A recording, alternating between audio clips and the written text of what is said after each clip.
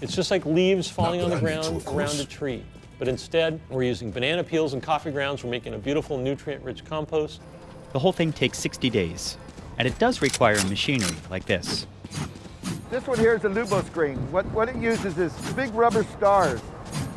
And all the organics fall through, and everything else bounces over the top of the stars as they spin. The separator weeds out most of the plastic that people accidentally put in the compost bin. That goes to the recycler or the landfill. An 8-foot wide trommel spins everything to sort it again by size, this time into smaller pieces. The larger things pass by over the top on a conveyor belt. Workers like Abby Morales pick out chunks of wood, metal, or anything that is too large to break down in the compost process.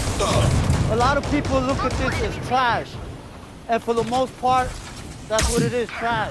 But at the same time, the other day I was just doing my job, and in the trash I found a treasure. Spike down, B. $20. One enemy remaining.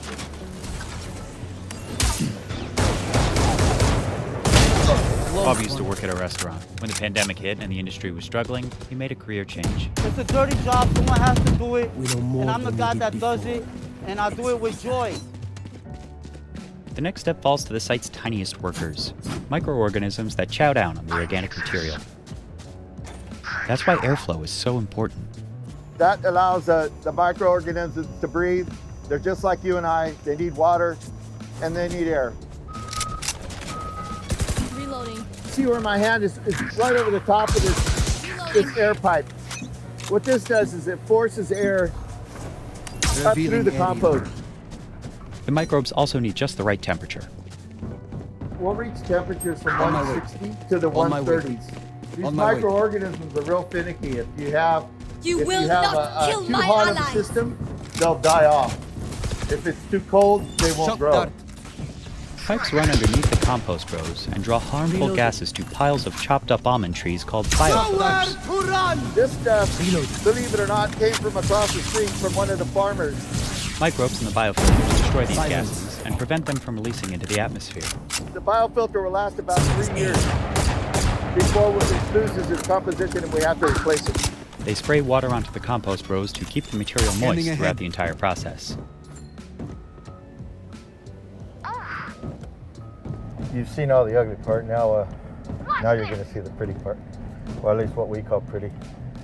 2 months after the scraps first One land enemy here, remaining. this machine screens the compost Spike one last down time to remove any leftover pieces of plastic.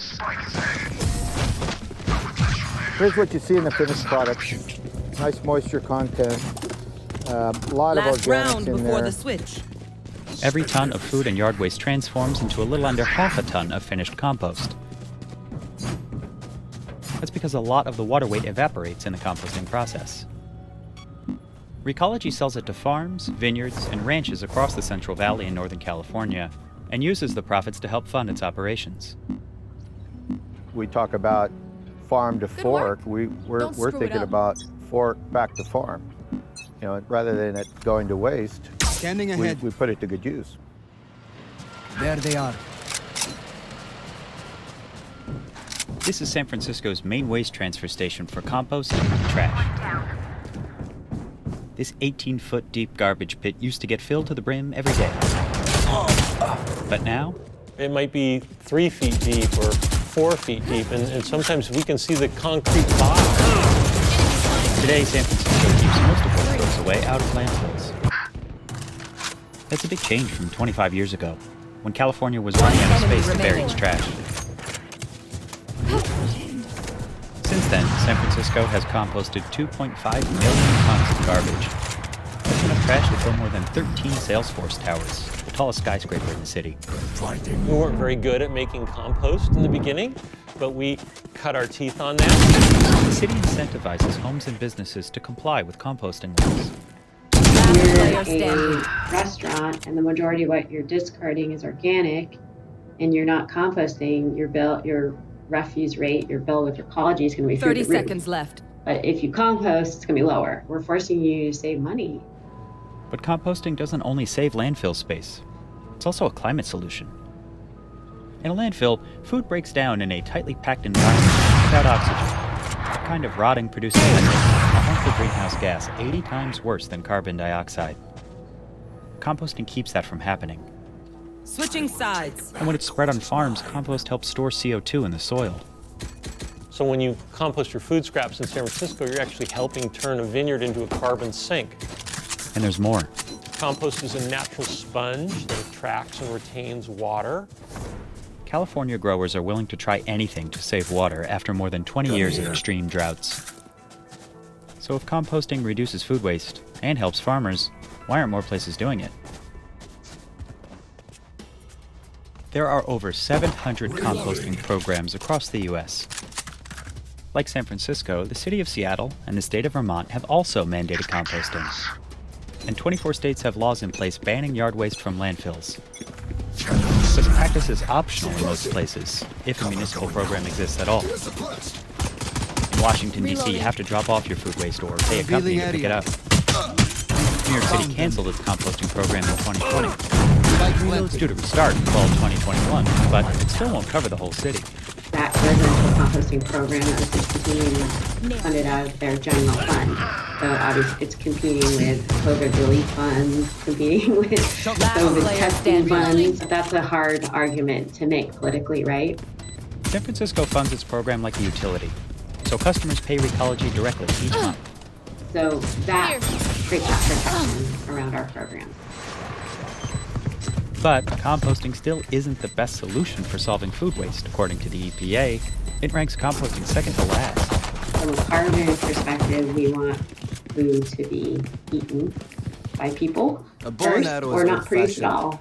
About a third of food produced globally still gets thrown out. But even in a perfect world, You would still have some food scraps. You'd still have some banana peels and apple cores and coffee grounds, and all those things came from a farm, and they ought to be made into compost so they can go back to a farm.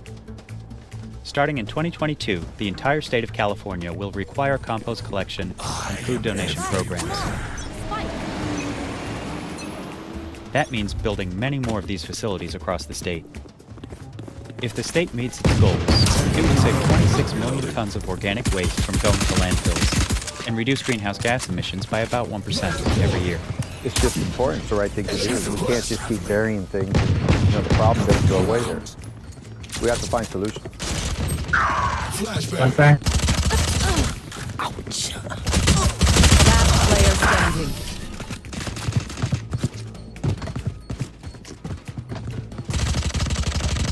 Level heads until we're home, yes? Good.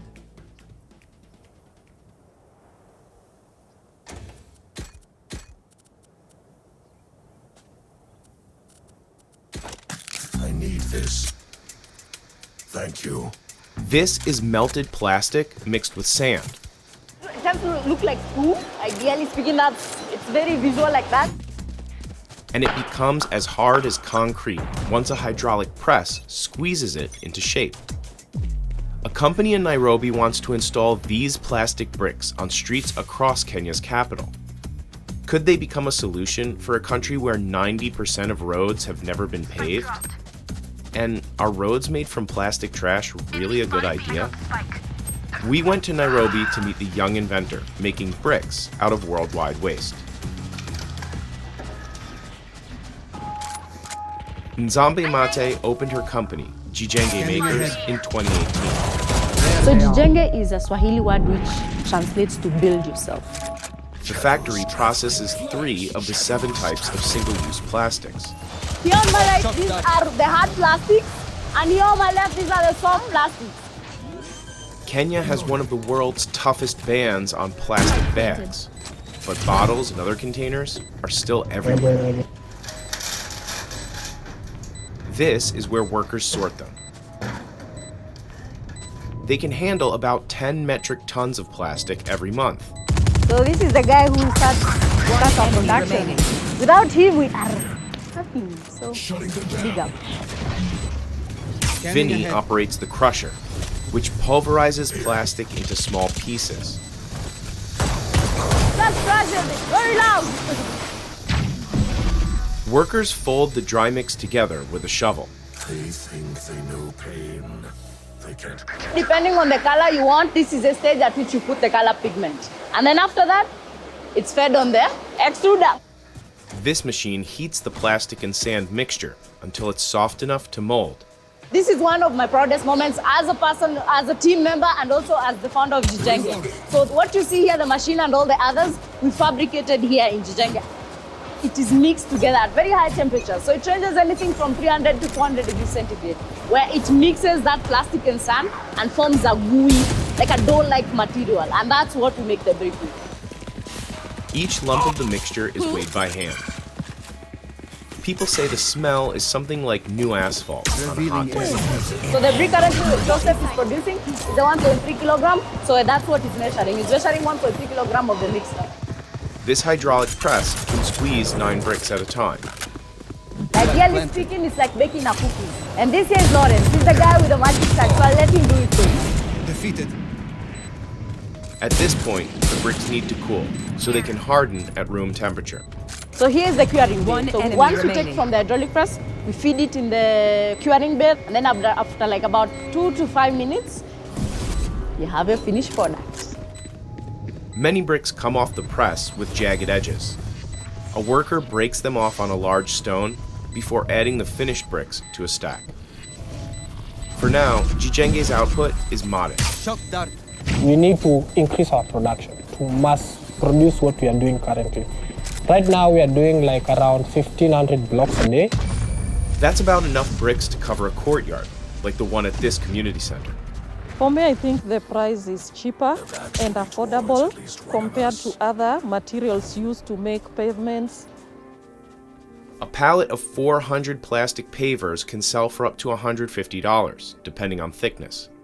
The company says that's about 25% cheaper than bricks made from concrete. We're also working on manhole covers. The other one is roofing tiles. The other one is drainage gutters.